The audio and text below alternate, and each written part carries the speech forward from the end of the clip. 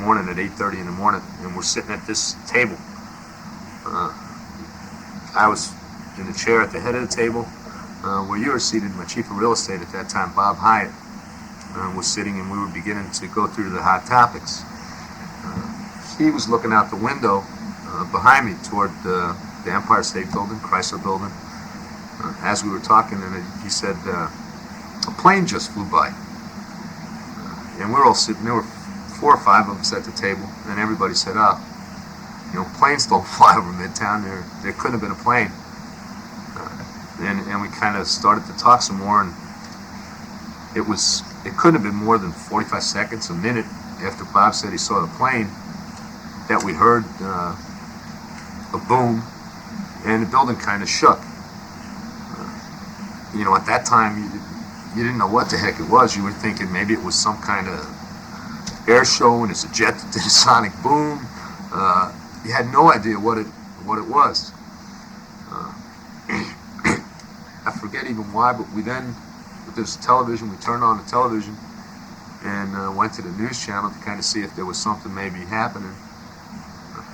Pretty quickly, they began to show the pictures. It was almost immediate, I think, that it was on TV.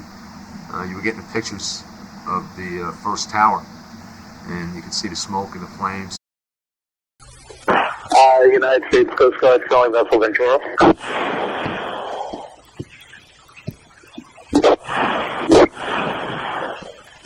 U.S. Coast Guard Ventura. Ventura, activities New York.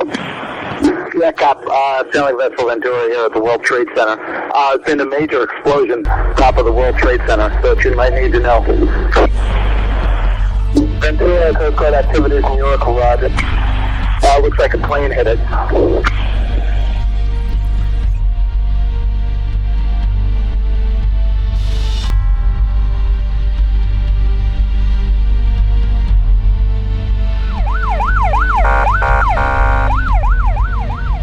They're saying another plane hit it. Hit the other tower. Hit both towers.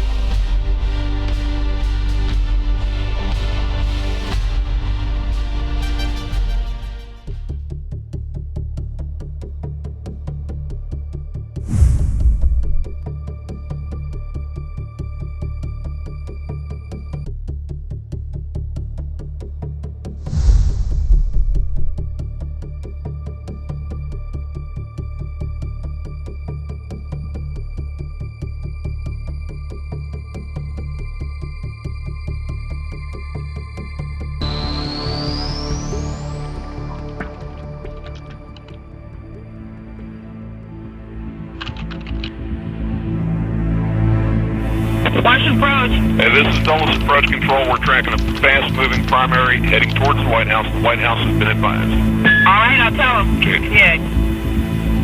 Okay, I'll keep you advised. Thank you very much. 3402 Grand. Hey, Tower, did you see that? Hello? Crystal City, just north of Crystal City. Just to the north of your tower. Just big. Get there. Give that. Do you hear me? Yeah, stop all departures. See what happened? Yeah, went in the Pentagon. Went into the Pentagon. Looks like it went in the Pentagon. Well,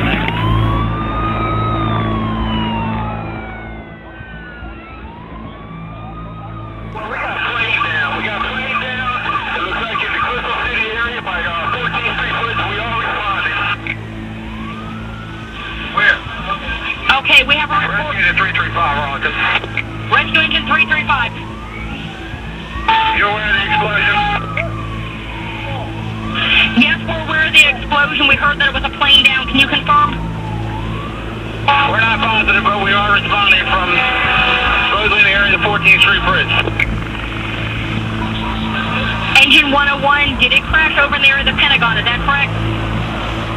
We're looking at the confirmation on the location.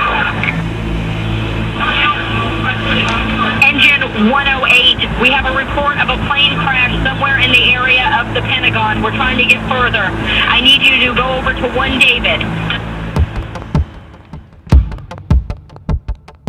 We heard about it during a session we're holding with retired leaders of the Corps, a thing called Leaders Emeritus, which we do from time to time. And during the Chief of Engineers presentation, he was handed a message that indicated a plane had just hit the World Trade Center. He continued on with his discussion, and at some point, another message was handed in that said a second plane had hit. At that point, we knew that it wasn't an accident. We then tuned into CNN. We heard there was a bomb that had gone off at the Pentagon.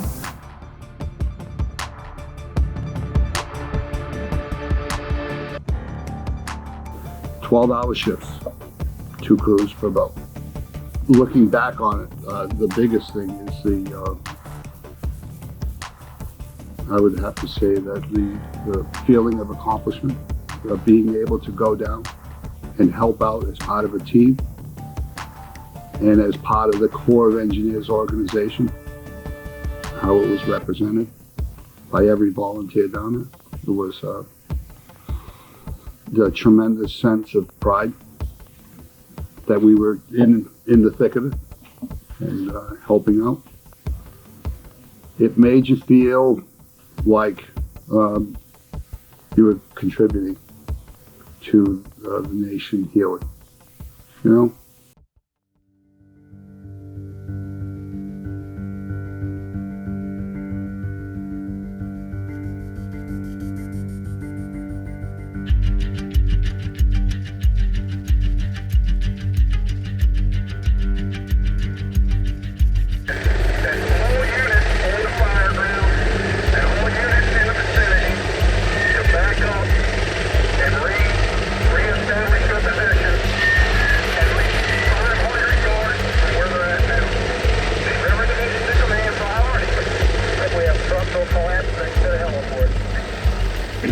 Just how dark it was inside the Pentagon. Such a large building, and about the lights, just how big and black it was inside there, especially when everything burnt out and everything's black. Just, I mean, it wasn't even recognizable as a building. It's like they just took it all and put it in a giant blender and threw everything around. Yeah, and going through other parts of the Pentagon as if nothing happened, people leaving their food and their jackets and purses sitting around as if they just got enough to use the bathroom. That's about it.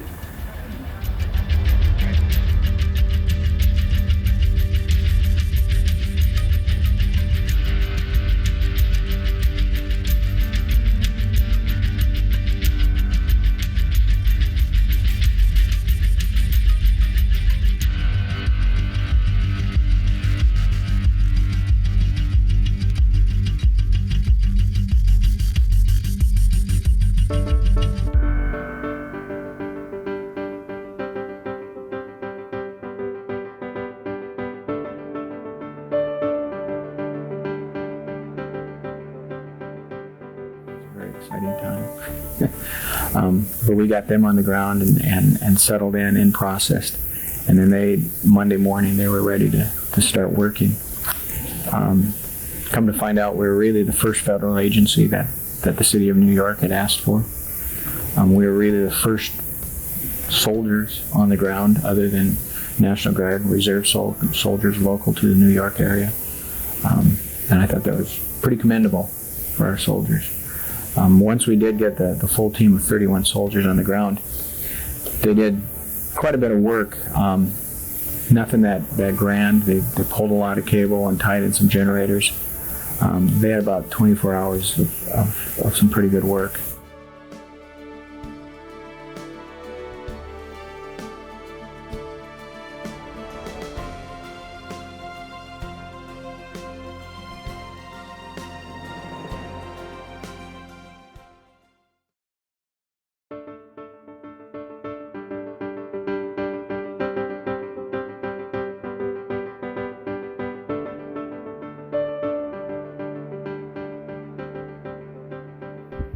describe as far as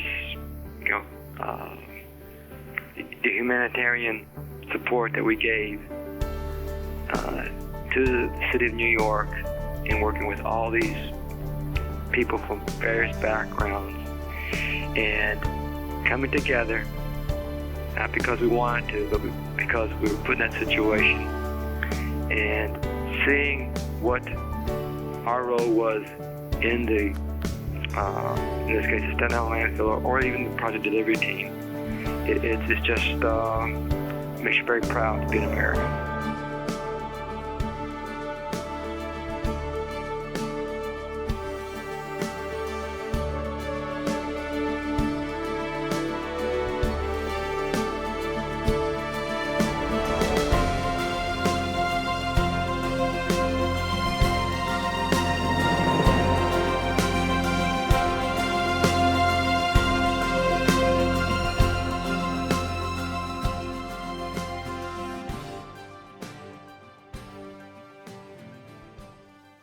20 years ago, a shocked nation witnessed airliners, hijacked by terrorists, deliberately crash into the Twin Towers of the World Trade Center and the Pentagon. A fourth hijacked plane crashed into a field near Shanksville, Pennsylvania. To this day, this is the worst terrorist attack on the United States, resulting in the tragic loss of 2,996 lives. The U.S. Army Corps of Engineers has a long history of responding to national disasters.